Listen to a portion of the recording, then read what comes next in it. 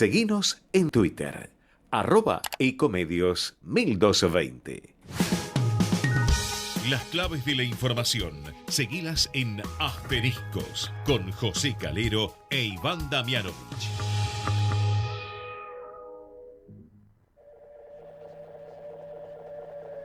Esto que estás oyendo ya no soy yo.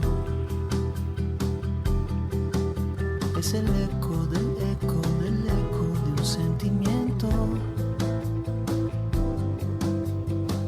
Su luz fugaz, alumbrando desde otro tiempo. ¿Qué tal? ¿Cómo les va? Comenzamos otro miércoles para compartir toda la información política y económica en nuestros asteriscos por Ecomedios 1220. Bueno, a principios de año se decía que podía aparecer, después se sostenía que había perdido fuerza, que estaba en caída, pero finalmente en estas elecciones primarias el cisne negro llegó, para sorpresa de propios y extraños. Ganó el primer lugar Javier Milei, el líder libertario. La Libertad Avanza, con sus alteraciones cuando da entrevistas, con su voz disonante, enfático, pero parece que caló hondo en un amplio sector de la sociedad argentina su mensaje de plan motosierra, de recorte del gasto público, de terminar con la casta, como la llama, ajuste, dolarización, cierre de empresas públicas, de ministerios. Quiere dejar nada más que ocho ministerios en la Argentina. Promete un plan para ir a fondo y le avisa a todos sus votantes. De hecho, hoy fue uno de los temas que se reiteró: agárrense, porque va a haber ajuste para todo el mundo. El que me vota ya está avisado. Se viene una etapa de suba de tarifas, de recorte de planes sociales, de alta conflictividad. Una etapa que, si en octubre se confirma esto y después en un eventual balotaje finalmente se concreta, bueno, podría incluir, por supuesto, un gobierno con un Congreso prácticamente en contra, ¿no? Porque Milei tiene muy pocos legisladores, muy pocos diputados, ningún senador, y bueno, habrá que ver cómo hace para avanzar con las leyes. Pero nos estamos anticipando mucho. Lo importante acá es que hubo sorpresa el domingo. Javier Milei primero, Juntos por el Cambio en segundo lugar, y muy pegadito ahí nomás, Sergio Massa, Unión por la Patria. El gobierno quedó muy golpeado por este resultado, pero confía en, no digo darlo vuelta, pero sí en ingresar al balotaje en las elecciones generales de octubre. Van dos, si ninguno supera el 45%, o si ninguno obtiene un poco más del 40% y 10 puntos de diferencia con el segundo. Javier Milei ya anticipó que no quiere saber nada de hacer acuerdos con la cúpula de Juntos por el Cambio. Se había insinuado en algún momento esa posibilidad en la provincia de Buenos Aires. Ahí ganó Axel Kicillof, quedó primero, y se sabe que en la provincia de Buenos Aires, por un voto se gana, se accede a la gobernación, porque ahí no hay balotaje. Así que habrá que ver qué hacen finalmente Juntos por el Cambio. Ahí ganó Grindetti, el hombre de Patricia Bullrich, y detrás se ubicó Carolina Píparo por La Libertad Avanza. Ninguno de los dos quiere saber nada con llegar a algún acuerdo para derrotar a Kicillof. Habrá que ver en los próximos días, en las próximas semanas, en las negociaciones, si finalmente esto ocurre así, lo que haría agrandar las chances de Kicillof de retener ese primer lugar y ser reelecto en la provincia de Buenos Aires. Es lo último a que aspira Cristina Kirchner, una Cristina Kirchner que se mostró totalmente ajena a esta elección, no hizo campaña, se fue al sur a votar, el kirchnerismo perdió en Santa Cruz y bueno, Cristina todavía no habló, sí hizo hablar aparentemente porque un diputado ultra-kirchnerista hizo un pedido a Sergio Massa, que sería lo que está pensando el kirchnerismo en general, que debería ser Sergio Massa en este escenario donde tenemos un dólar blue por las nubes, hoy cerró a 780 pesos, donde tenemos las importaciones frenadas, donde muchos sectores no tienen mercadería, pero veamos lo que le está pidiendo un hombre muy cercano a Cristina Kirchner, un diputado, un referente del kirchnerismo, a Sergio Massa. Yo le voy a pedir a Sergio Massa que termine la semana que viene ese viaje que tiene que hacer y cerrar, y baje al llano y deje el Ministerio de Economía en manos de otros. Pues nosotros necesitamos un candidato que no tenga la responsabilidad todos los días del Ministerio de Economía. Creo que hizo lo inimaginable para estar hoy como estamos, porque si tenemos los 28 puntos, 27 puntos que sacamos, mucho tiene que ver Sergio Massa. Bueno, ahí estaba el diputado Eduardo Valdés, un hombre muy cercano a Cristina Kirchner, argumentando lo que políticamente debería hacer Sergio Massa. Cuando habla del viaje, Valdés se refiere al que hará Massa la semana próxima a Washington, donde espera venirse con el desembolso del Fondo Monetario en la bolsa, pero también pretende hablar con el Fondo Monetario, con Cristalina Georgieva, diciéndole de alguna manera, bueno, la garantía de que la Argentina no derrape, a pesar de todos estos números negativos que estamos teniendo, somos nosotros. No piensen en Milei, no piensen en Bullrich. Esto es una reacción de Massa al hecho de que el Fondo Monetario tomó contacto para hacer reuniones tanto con Milei, el ganador de las primarias, como con Bullrich, la mujer que salió segunda y venció a Horacio Rodríguez Larreta. Bueno, Massa quiere hablar con sus contactos en Estados Unidos para decirle, miren que estamos muy mal, lo sabemos, pero la garantía de que esto no termine peor somos nosotros. Bueno, habrá que ver cómo le va a Massa, pero el kirchnerismo está pidiendo que cuando Massa regrese de Washington renuncie, lo deje, por ejemplo, a Rubinstein, que es su segundo, y se ponga a hacer campaña en estas pocas semanas que quedan hasta las elecciones de octubre. Habrá que ver cómo le va en eso, porque Alberto Fernández, el presidente, no está muy convencido. Dice, bueno, si se va Massa no sé quién va a querer agarrar esa papa caliente, esa olla hirviendo.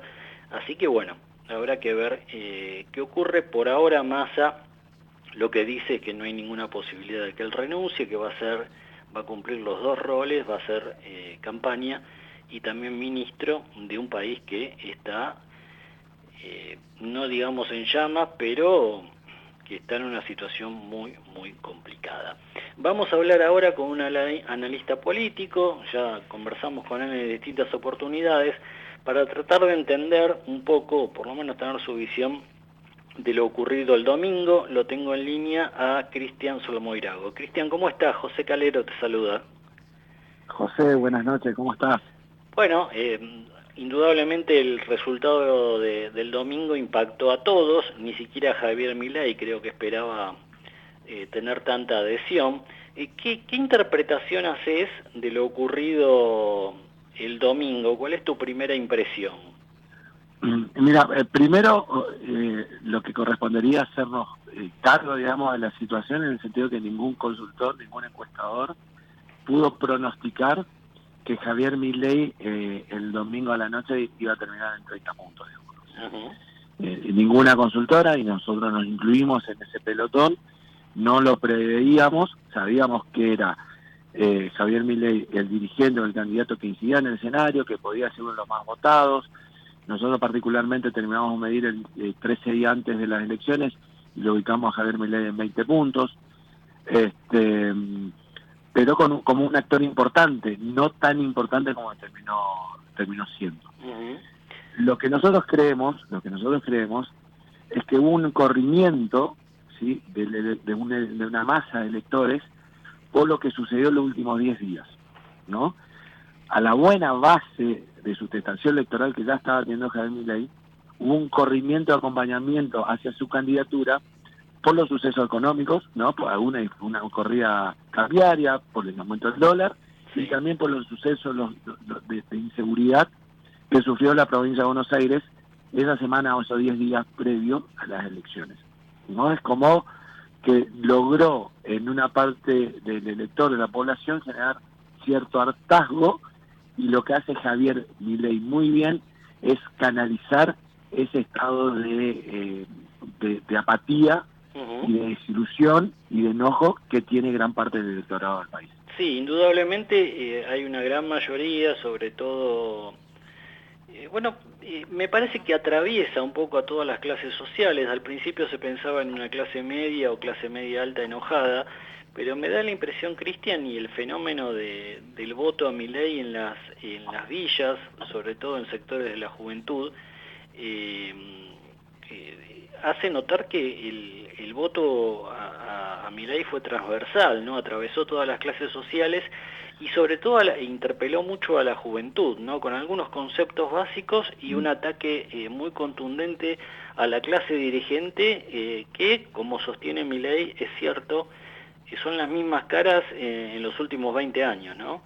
Bueno, coincido plenamente con vos. Ese fenómeno ya nosotros lo advertíamos hace varios meses, el año pasado, y nosotros hablábamos con muchos dirigentes y le decíamos que el voto, Milei devoraba, hablamos mal y pronto, el segmento de 16 a 25 años, ¿no? Uh-huh. Lo devoraba él. La mayoría de los jóvenes terminaba votando a él. Primero a las 7 de 10, después 8 de 10, terminó siendo 9 de 10. 9 de 10 jóvenes en condiciones de votar de entre los 16 y 25 años terminan eligiendo a Javier Milei. Sí, y me llamó la atención... Sí, cerra, Cristian, por favor. No, lo llamativo es, para aclarar lo que me decías, un chico de 20 años, desocupado, sin estudio, del gran San Miguel de Tucumán, en un barrio humilde, lo votaba a Milei. Uh-huh.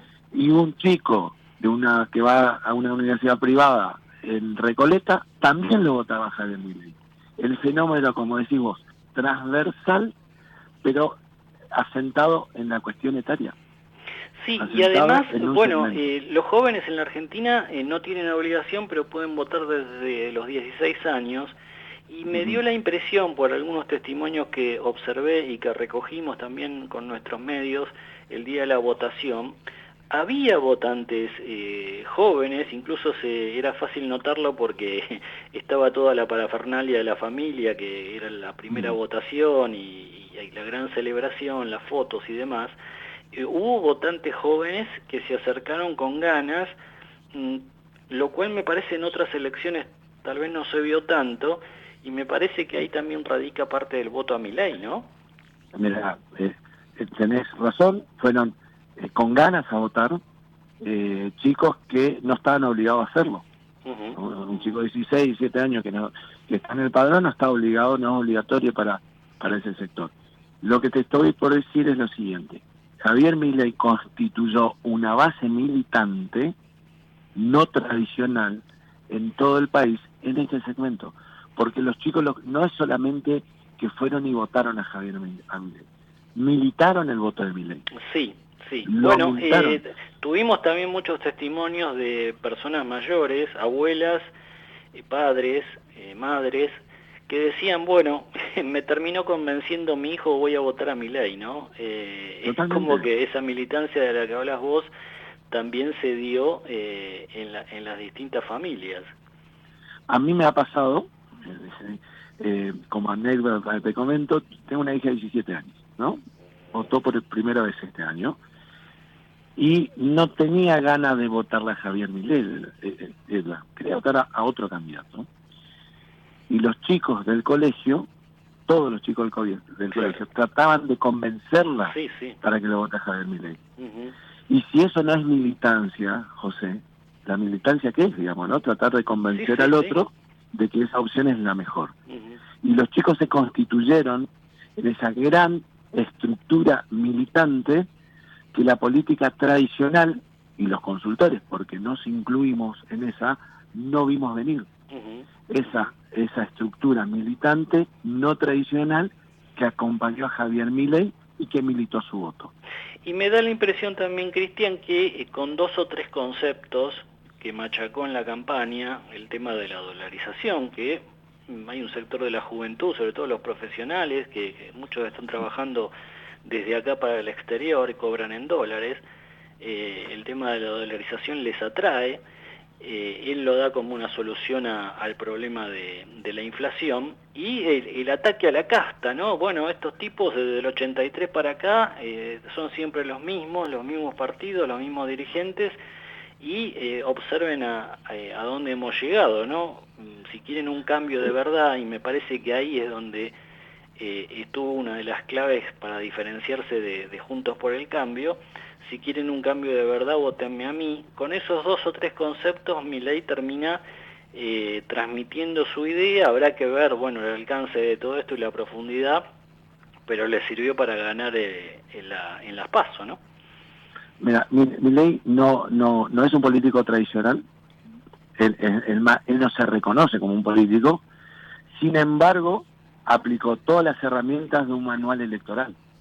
Habla fácil, habla corto, habla sencillo, que todos te entiendan, habla como que si estuvieses hablando a un nene de 8 años, ¿no? Porque vos entendés lo que dice claramente, lo que te dice Javier Milei, que podés estar de acuerdo o no, pero lo entendés, digamos, ¿no?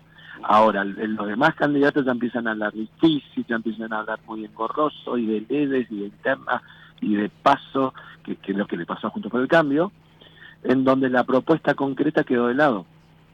La propuesta concreta quedó de lado. En cambio, Milei, con tres mensajes hecho propuestas, termina penetrando en la mente del elector, porque realmente son mensajes fáciles, cortos, sencillos, que a todo candidato uno le sugiere que haga, ¿no? Arrancaba el programa comentando, bueno, que hay una operación fuerte de sectores kirchneristas para que Sergio Massa, tras su viaje a Washington la semana próxima, renuncie para dedicarse a pleno a la campaña electoral, deje, por ejemplo, a su viceministro, a Gabriel Rubinstein, que es un economista de alto calibre. ¿Cómo ves esa? ¿Le conviene a Massa hacerse a un lado del Ministerio de Economía y concentrarse en la campaña? ¿Le conviene seguir teniendo la alta exposición que tiene también como ministro de Economía, con vistas a recuperar posiciones? Porque ahora tiene que preocuparse por ingresar a un eventual balotaje, ¿no? Un cambio tiene que hacer Unión por la Patria, ¿no? Un cambio radical tiene que hacer, por electoralmente salió tercero, no le fue bien en algunos distritos que pensó que le iba a ir bien. Tiene que dar como un golpe de timón, un salto al vacío, digamos, ¿no? Pero puede salir bien o no, pero lo tiene que hacer. Ahora, si sigue en la misma situación, con las mismas acciones, va a terminar en el resultado que terminó el día domingo, digamos, ¿no? Si Massa sigue insistiendo, la charla con el FMI, el acuerdo con el FMI, el dólar se dispara, sube la inflación, va a ser lo mismo, entonces el resultado va a ser igual. Lo que hace el frente a todo, lo que hace Unión por la Patria es tratar de pegar un golpe de timón como un sacudón para reencauzar por lo menos su campaña, sí, y por lo menos que eso lo termine depositando en el balotaje a Sergio Massa. Me parece que eso es lo correcto, porque si sigue toda la cosa como está, va a salir todo igual o peor, digamos, ¿no? No va a haber indudablemente hay un cuestionamiento hacia el aparato, hacia los partidos que están de alguna manera ensamblados con todo el entramado político, con el Estado, porque vos fíjate, Cristian, que también en la interna de Juntos por el Cambio, bueno, hace un año o 8 meses las encuestas indicaban que Rodríguez Larreta ganaba cómodo. Rodríguez Larreta, con su aparato en la ciudad de Buenos Aires, bueno, con el manejo, viene hace 25 años ocupando distintos cargos en el Estado, y sin embargo termina Patricia Bullrich imponiéndose. Ahí hubo también de parte de Bullrich, parece una estrategia que tiene puntos de contacto con la que aplicó Milei, ¿no? No, a ver, yo, en parte, José, me parece que lo que hizo Patricia Bullrich es convocar al sector duro del espacio, digamos, ¿no? A Juntos por el Cambio, al PRO, a ese sector concentró y la empezó a acompañar. Y en cambio Rodríguez Larreta lo que pretendía era armar una coalición mucho más amplia, convocando otros sectores del peronismo, otros sectores de otros partidos que confluyan en un mismo espacio. Eran dos estrategias distintas que a Patricia Bullrich le sirvió esa primera para ganar las elecciones el día domingo. Nosotros teníamos en los números nos daba que Patricia Bullrich estaba arriba Rodríguez Larreta por casi 4 puntos, en los sectores y en las provincias donde realmente el PRO era más fuerte. Estamos hablando en Santa Fe, estamos hablando en Córdoba, en Mendoza, en donde veíamos que era el núcleo duro que tenía Patricia Bullrich y con eso se sostenía para ganar las PASO. Ahora lo que debería hacer Patricia Bullrich es reunir a todo el votante de Juntos por el Cambio, tanto los que votaron a ella como los que votaron a Rodríguez Larreta, en primera medida, o sea, como primera medida. Después ver cómo avanza y conquistar el resto del electorado, digamos, ¿no? O sea, lo primero que tiene que hacer es juntar a todos, porque a Juntos por el Cambio hoy por hoy no les sobra nada. Y tiene que convencer a aquellas personas que acompañaron a Rodríguez Larreta, ahora que la acompañen a él. Cristian, gracias, como siempre, un fuerte abrazo. Muchas gracias, José, por el contacto, que tengas una buena noche. Ahí estaba el analista político Cristian Solmuirago. Bueno, Cristian decía ahí en el cierre de la nota, Patricia Bullrich debe convocar a todos. Hoy ya empezó a hacerlo, hubo una reunión clave, se reunieron Rodríguez Larreta y Gerardo Morales, los dos perdedores de la interna, de las primarias del domingo. Morales muy golpeado, perdió en Jujuy a manos de Milei, y se reunieron con Patricia Bullrich y Luis Petri, que es el candidato a vicepresidente. A Petri tampoco le fue muy bien, porque en Mendoza ganó también Milei, que fue un huracán arrasador. Bueno, pero ya empezó esto de tratar de trabajar juntos rumbo a las elecciones de octubre. Habrá que ver qué piensa finalmente la sociedad, ¿no?, sobre este triunfo de Milei, cómo lo lee, qué pasa también con la economía. Tengamos en cuenta que se están disparando todos los precios, el dólar blue decíamos 7.80, hay muchos productos que no se están vendiendo, que no se están entregando para comercializar. El gobierno está desesperado por cerrar, hoy hubo varias reuniones en ese sentido, cerrar un acuerdo con las empresas de consumo masivo para que no aumente más del 5%, lo cual parece muy, muy improbable, pero es el intento, el intento para tratar de frenar una situación económica que está generando además, por supuesto, y lo principal, un enorme nivel de pobreza.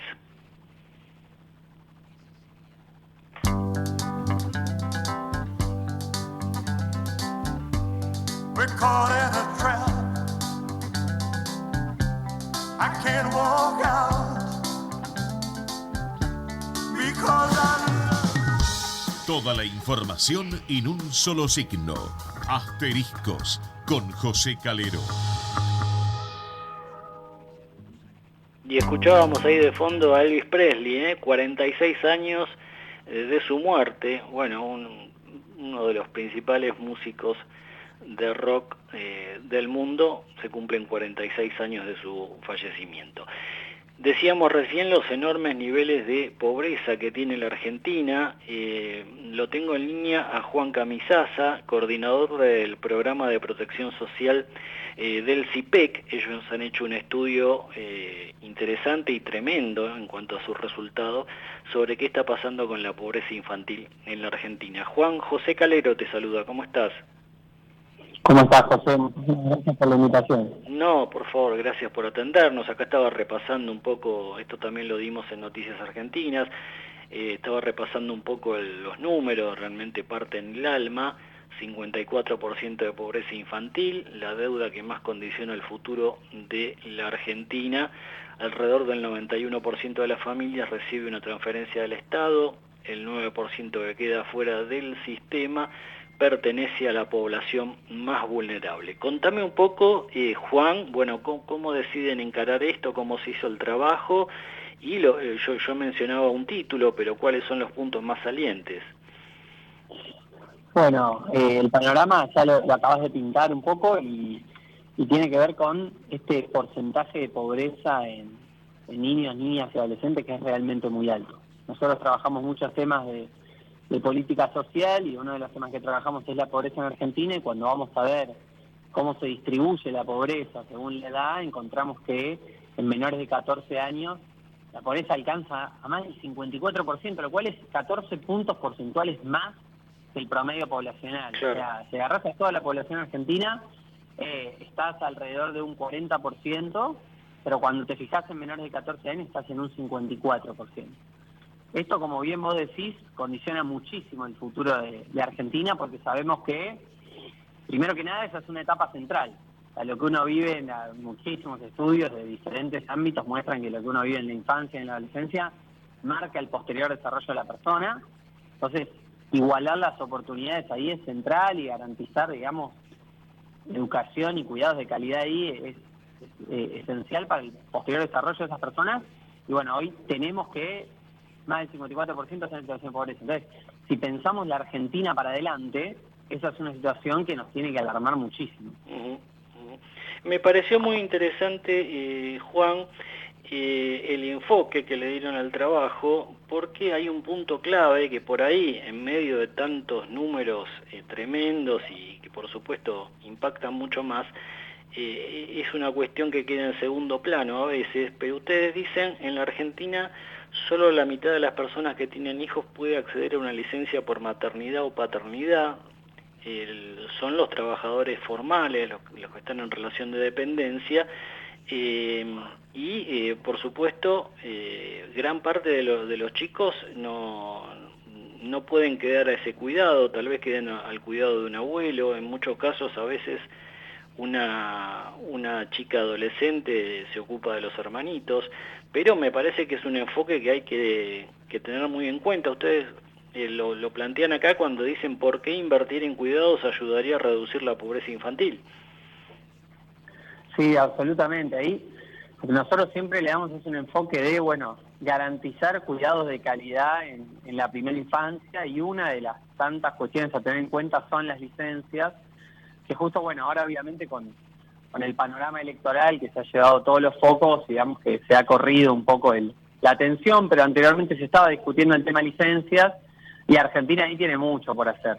Argentina tiene una de las licencias por paternidad más cortas de Sudamérica, son solamente 2 días, y como bien decías vos, alcanzan solamente a trabajadores formales en relación de dependencia. Entonces nosotros, en esta línea de intentar, digamos, avanzar hacia una mayor igualdad en niños y niñas, y en poder, digamos, garantizar un cuidado de calidad, sobre todo a los niños y niñas que hoy no están accediendo a ese cuidado, bueno, planteamos un poco de extender, ¿no?, las licencias a nuevas personas, y también extender mucho lo que son las licencias por paternidad, ¿no? Bueno, y también plantean, estaba repasando acá algunos conceptos, ampliar lo que son la oferta de espacios de crianza, de enseñanza y de cuidado, ¿no? Sí, estos son, digamos, una política fundamental. Ahí, digamos, hay pila de bibliografía que te muestra que los espacios de educación y cuidado para la primera infancia son centrales por muchísimas cosas. Con eso me estoy refiriendo a jardines infantes, jardines maternales, centros de desarrollo infantil. Hay una diversidad muy grande de instituciones en Argentina. Pero estos centros son centrales por 2 cosas. La primera es, como decía anteriormente, ¿no?, acceder a una estimulación temprana de la primera edad es central para el desarrollo futuro de ese niño o niña. Y lo segundo tiene que ver quizás también con lo que es la igualdad de género, sobre todo en el mercado de trabajo. Sabemos que las tareas de cuidados de esos niños y niñas están muy a cargo de las madres. Sí, claro. Y eso limita la inserción laboral de esas mujeres madres, sobre todo en los sectores más vulnerables. Porque lo que encontramos es que en los sectores de mayores ingresos, los niños y las niñas van más a estos espacios de educación y cuidado. Por ende, las madres tienen, digamos, mayores oportunidades para salir a trabajar, y esto es como un círculo virtuoso, ¿no? Ese niño accede a un espacio de estimulación temprana, al mismo tiempo la madre tiene más oportunidades para salir a trabajar, por ende el hogar tiene más ingresos, y lo podés mirar por el otro lado. En los sectores más vulnerables, los niños van menos a estos espacios, Sí. O sea, ahí los datos son muy contundentes. En lo que es menores de 5 años, apenas el 33% de los niños y niñas va a un espacio, pero cuando nos fijamos por nivel de ingresos, entre los niños más ricos, la mitad van a estos espacios, y cuando vamos a ver los niños del quintil de ingresos más bajo, o sea, el 20% más pobre de los niños, son aproximadamente el 27-28% que va, o sea, casi la mitad. Entonces, los niños y niñas más ricos están yendo mucho más a estos espacios, lo cual, digamos, perpetra una desigualdad de origen bastante grande que hay que, digamos, atacar, y la forma de atacar esa desigualdad y de promover tanto derechos de niños y niñas, su desarrollo y más oportunidades para mujeres en el mercado laboral es fortalecer estos espacios, que empiecen a llegar a lugares donde quizás cuesta más llegar, y también que estos espacios tengan la mayor calidad posible y que no haya una desigualdad en la calidad entre los niños y niñas de mayores ingresos y los de menores, ¿no? Que puedan acceder en igualdad de condiciones. Es interesante lo que ustedes plantean también en un momento en que los partidos y la clase dirigente está reclamando recortes. Sabemos que siempre la Argentina gastó más de los ingresos que tuvo, y en parte esa es una de las razones por las que estamos así, pero ustedes plantean que el costo fiscal que tendría esta estrategia se terminaría licuando, se terminaría equilibrando con el incremento del Producto Bruto a partir del impulso que le daría a muchos sectores, como las actividades de la construcción, el comercio minorista y la industria. Sí, absolutamente. Ahí, si bien obviamente reconocemos las restricciones fiscales que imperan hoy en Argentina, los problemas que Argentina tiene en ese sentido, y que es un problema, digamos, que obviamente hay que solucionar, ahí nosotros siempre decimos, bueno, hay un tema también acá muy importante, y es la primera infancia. Muchas veces en la primera infancia, y hay mucha literatura al respecto, no parece ser tanto gasto, sino más bien una inversión. Porque cuando vos ponés la plata ahí, tiene un retorno muy alto, por todo lo que hablamos anteriormente, ¿no? Por las oportunidades que generan las mujeres en el mercado de trabajo, pero sobre todo el retorno futuro de ese niño o niña que está accediendo a un mejor, digamos, una mejor estimulación temprana y a una mejor educación. Y ahí sí, obviamente, lo que es el fortalecimiento de estos espacios para la primera infancia, que son centrales, obviamente dinamiza otros sectores de la economía, ¿no? Sí, sí. Personas que trabajan en el fortalecimiento de estos sectores, trabajadoras y trabajadores docentes, trabajadores de cuidado que trabajan en estos espacios. Entonces, ahí nosotros siempre tenemos este enfoque de, bueno, si hay un lugar, digamos, donde es estratégico ir, es acá. Bueno, me parece interesante porque un poco sale de la agenda urgente, inmediata que tenemos corriendo detrás del dólar, de la inflación y por supuesto de los innumerables problemas que tiene la Argentina. Juan, te agradezco estos minutos, te mando un fuerte abrazo. No, te agradezco, muchas gracias por la invitación. Ahí estaba Juan Camisaza, coordinador del programa de protección social del CIPEC, bueno, hablando sobre el drama de la pobreza infantil en la Argentina.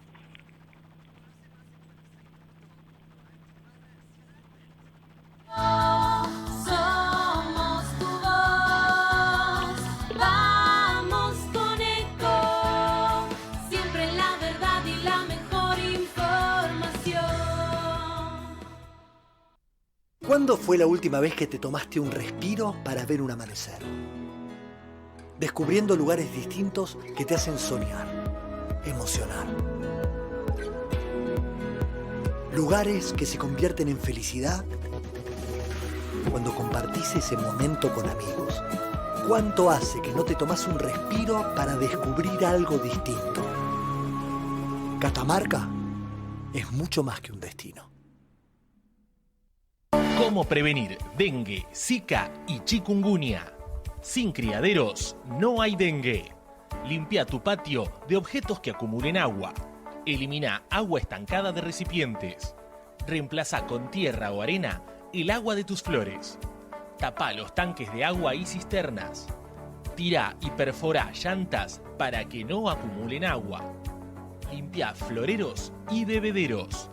Recordá, sin criaderos no hay dengue.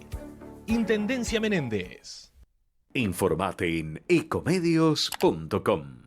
Seguinos en Facebook. Ecomedios Live. Acompañan a José Calero en Asteriscos. Somos los que fabricamos la tele que tenés colgada en tu casa. Somos los que producimos el aire que acondiciona el clima de tu hogar.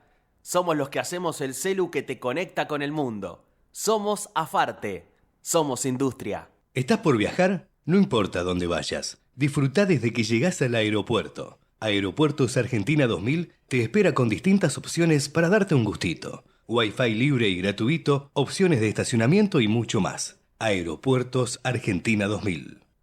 Ahora tu comercio puede cobrar aceptando las principales billeteras digitales. Llegó QR Credit Coop para que puedas recibir pagos con transferencia que se acreditan en tu cuenta al instante, sin necesidad de CBU ni tarjetas, con las comisiones más convenientes. QR Credit Coop, fácil, rápido y seguro.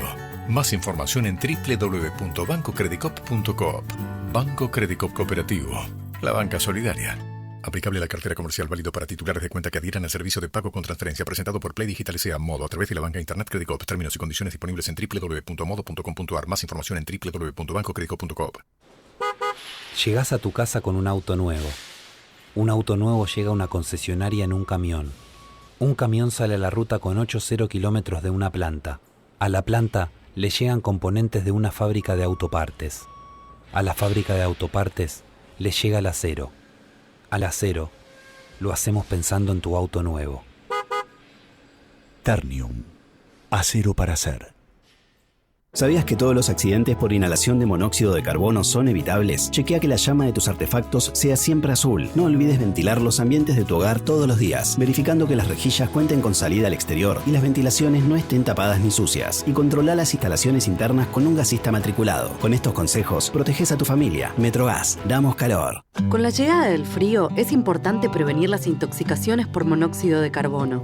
Evitemos dormir con estufas prendidas y usar el horno o la hornalla como calefacción. Encontrá más consejos en buenosaires.gov.ar/monóxido. Buenos Aires Ciudad. ICBC. El futuro nos inspira. En el Ciudad sabemos que hoy ser el banco que te banca es ayudarte a ahorrar para que disfrutes de lo que más te gusta. Por eso con las tarjetas del Ciudad tenés descuentos los 7 días de la semana para que ahorres en supermercados, combustibles, jugueterías, restaurantes y mucho más. Pedí tu tarjeta online y empezá a disfrutar todos los descuentos del Ciudad. Entérate más en bancociudad.com.ar. Vení al Ciudad. Entrá al banco que te banca. Promociones válidas hasta el 31 de 12 de 2023 para compras de empresas realizadas en comercios de uso de rubro según corresponde en la República Argentina, pagado con la tarjeta de Banco Ciudad y modo. Para más información consulta de bancociudad.com.ar. Grupo Petersen, desde 1920, construyendo el país. Capacitate de forma fácil y gratuita. Accede al Instituto Legislativo de Capacitación Permanente en legislatura.gov.ar. Legislatura porteña. Nos une la ciudad. El Banco Provincia se está actualizando. Más tecnológico. Más dinámico. Más innovador. En otras palabras, el Banco Provincia está más 2.3. ¿O no? Voz con tono robótico. Así es, humano. Está más 2.3. Banco Provincia. Derecho al futuro. Futuro. Y ahora, el mundo que viene en Asteriscos. Con toda la información sobre las tecnologías de vanguardia con Rodrigo Barber. Bien, y todo lo que es ese mundo tecnológico, los cambios, muchos de ellos culturales incluso, que trae la tecnología, llegan de la mano de Rodrigo Barber. ¿Cómo estás, Rodri? Buenas noches, José. Bueno, estamos recibiendo algunas quejas de padres. Se viene el Día del Niño, el domingo. Alguno que quería regalarle el primer celular a su hijo, o la notebook que pidió para el colegio, o tal vez una tableta para los jueguitos, o un auricular de última generación, de los muchos que hay. Se está encontrando, Rodrigo, en este escenario, con un dólar blue a 7.80, de evaluación, suba de precios en distintos sectores, se está encontrando con que se hace difícil adquirir estos productos, ¿no?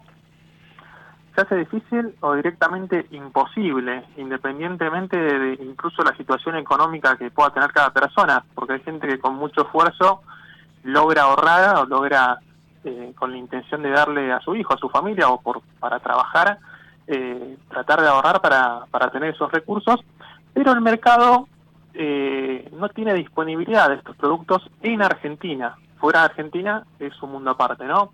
Te voy a contar algo que estaba mirando hoy. La primera página de la plataforma de compra-venta de productos más importante de Argentina y Latinoamérica, en su versión en Argentina, la primera página de lo que son las notebooks. Y estaba viendo los productos que están ofreciendo.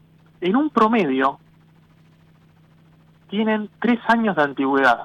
Las notebooks están disponibles, encima todo. Exactamente, las más vendidas. Y hay incluso un producto, para que te hagas una idea de que esto es absolutamente terrible, que están vendiendo que es del año 2016. Claro. Hay una notebook que se está vendiendo en casi 300.000 pesos, que tiene un procesador del año 2016, un Intel Celeron N3350. No importa el detalle, pero lo que quiero decir con eso es que en Argentina hace muchísimo tiempo venimos comprando y teniendo acceso a lo que en otros países del mundo ya descatalogaron, tratan de sacarse de encima, es basura, es los famosos productos refurbished, que son reacondicionados y que terminan llegando acá, y es lo que nosotros terminamos comprando porque por las políticas del gobierno respecto a importaciones, impuestos y montones de otras cuestiones, los productos de alta calidad no llegan a Argentina y van a llegar cada vez menos.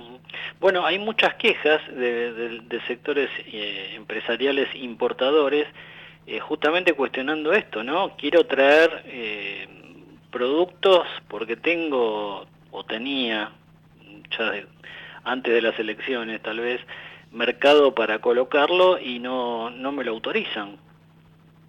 Sí, bueno, es terrible. Hay estos casos los venimos viendo en repetición desde que implementaron todas estas últimas políticas, que son cada vez más difíciles para los importadores, pero no solamente afecta a todo lo que es la importación y cuando uno necesita comprar algún tipo de producto, sino que también está comenzando a afectar a el consumo para los consumidores finales.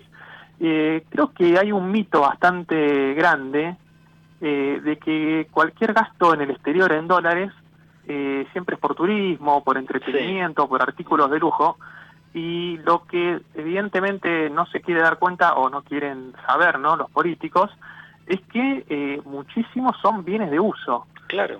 Por ejemplo, claro, cualquier profesional, cualquier persona común que tiene que trabajar, que necesita una licencia de software, en Argentina no producimos software. Los software más utilizados son licencias que uno tiene que pagar a empresas que están fuera de Argentina y están en dólares y uno tiene que pagarlas en esa moneda, y hay un problema bastante grave que sucedió terriblemente entre el año 2013 y 2014, que directamente hubo situaciones en las cuales no se podían adquirir licencias o servicios de almacenamiento en la nube, por ejemplo, y que ahora comienzan a repetirse y que son realmente graves. Lo que hay que entender es que muchos servicios que son en dólares, para simplificarlo al nivel de usuario más básico, es esa persona que necesita contratar más almacenamiento en su cuenta de email, de Gmail o de Outlook o del servicio que tenga. Pero para una empresa no es una cuestión de necesidad, sino que es una cuestión urgente. Las empresas tienen que, por ejemplo, tener X cantidad de cuentas de mail corporativas o cierto espacio de almacenamiento en la nube para backups o para tener sus sitios web o sus plataformas de e-commerce. Y estuvimos en instancias y estamos en instancias en las cuales hay muchas empresas a las cuales no se les puede comprar un servicio de hosting, de almacenamiento en la nube, servidores, licencias de software, porque directamente no hay chance y no hay forma de hacerlo, y para el gobierno tiene una listita blanca que es Netflix, Amazon, Spotify, sí, un par de... lo que es más conocido tal vez por la opinión pública, pero hay sectores de nicho específicos que también están quedando atrás. Rodrigo, gracias como siempre por toda la información, te mandamos un fuerte abrazo. Muchas gracias, hasta la semana que viene. Bueno, se conoció la inflación el martes, 6.3%, aumentó un poquito la inflación de julio respecto de junio, pero ya hay advertencias de los principales referentes a nivel consultoras y economistas de que de evaluación mediante nos encaminamos a un agosto con alzas de 2 dígitos. Lo tengo en línea el economista Iván Carrino. Iván, José Calero te saluda, ¿cómo estás? Hola José, buenas noches, ¿cómo andas? ¿Todo bien? Estaba leyendo unas declaraciones que hiciste a Todo Noticias, donde además de un profundo análisis de todo lo que está ocurriendo en materia económica, señalabas que la inflación anual, que en este momento está en niveles del 113, 114%, se podría ir hacia niveles superiores al 130%. ¿Cómo es esto? Sí. Y bueno, tiene que ver con todo lo que está pasando en materia cambiaria, o sea, en un país que ya no tiene moneda propia, no por decisión, sino por el maltrato que se le ha dado al peso. Obviamente la gente piensa en dólares, toma decisiones en dólares y mide los valores en dólares. Entonces, el día que sube el dólar, suben todos los precios en pesos, porque el peso no es otra cosa que una forma de llegar a un valor en dólares, ¿se entiende? Entonces, bueno, no solo la suba del oficial, sino también lo que está pasando con el paralelo, así como ocurrió en abril, probablemente pegue fuerte en agosto y septiembre. Y bueno, eso llevaría la inflación de estos meses al 9, al 10, al 11%, y después volverá a bajar con mucha suerte al 6 y al 7, y bueno, eso como mínimo, en ese escenario que te planteo, tenés una inflación de 130. Sí, sí, sí. Ahora, bueno, hoy hubo intensas no sé. gestiones en el Ministerio de Economía, varias reuniones con empresas, con cámaras empresarias, con los supermercadistas, con este tema de pedirles que en los aumentos que hagan pongan un tope del 5%, les prometen a cambio que les van a liberar importaciones, que va a haber planes de financiación, cosas bastante difusas. Se puede decir a esta altura, obviamente, que todos estos acuerdos de precios ya han quedado muy superados por la realidad, aplastados casi. ¿A quién quieren engañar? No, yo no entiendo ya qué pasa por la mente de alguien que vuelve con esa pavada de los acuerdos de precios. No sé, hay que pedirle a Tombolini que haga un informe de los resultados de su nefasta política de control de precios, porque ellos son los magos, ¿no? Me voy a controlar y acá va a subir el 4, porque te voy a dar importaciones. Fíjate, aparte de un sistema extorsivo, ¿no? No te doy importaciones y subís los precios. Es un disparate mayúsculo y que te das cuenta ahora. O sea, 8% de inflación en abril, 6% ahora, vas a tener 9% en agosto. El problema es macroeconómico, se llama desmanejo monetario, desmanejo fiscal y zafarrancho cambiario. Ese es el problema de la Argentina, no Coto o la tintorería de la vuelta de tu casa, digamos. Pero así que nada, ni comento, no tiene ni sentido hablar de las pavadas que hace el secretario de Comercio, que ya que estamos en plan de eliminar ministerios, primera secretaría que hay que cerrar y echar a todos los empleados del primero al último porque no han servido nunca para nada. Listo. Lo que tiene que haber es una persona idónea en economía que haga lo que dice la teoría y la evidencia empírica de las cosas que funcionan, ¿sí? Mantener un orden fiscal, una política monetaria independiente, y se acabaron los problemas de la inflación. La Secretaría de Comercio en Argentina debe ser la secretaría más absurda y fracasada de todas las secretarías gubernamentales del planeta. Iván, vos escribiste varios papers, distintas investigaciones sobre un tema que justamente me parece que fue un eje en esta elección del domingo, porque la propuesta que hace Javier Milei de dolarización parece haber calado hondo, por lo menos en un sector de la sociedad, y atraviesa, lo hablábamos recién con un analista político, Bueno, todas las capas sociales, ¿no? Desde las clases más populares hasta las clases medias y clases medias altas. ¿Cuál es tu evaluación de esta propuesta de dolarización? ¿Es factible? ¿Qué haría falta? Yo ante todo la comprendo. Gran parte de la población argentina está dolarizada. Claro. Si le sobra un mango, se compra un dólar. Sí. Si se puede comprar un departamento, sabe perfectamente que lo tiene que medir en dólares. Pasa en el mercado de los autos, está pasando en el mercado de los alquileres. O sea, con el dólar convivimos hace rato, de vuelta con lo que arrancamos, porque el peso no sirve y porque lo han hecho inservible, ¿sí? Entonces, lo primero es que se comprende.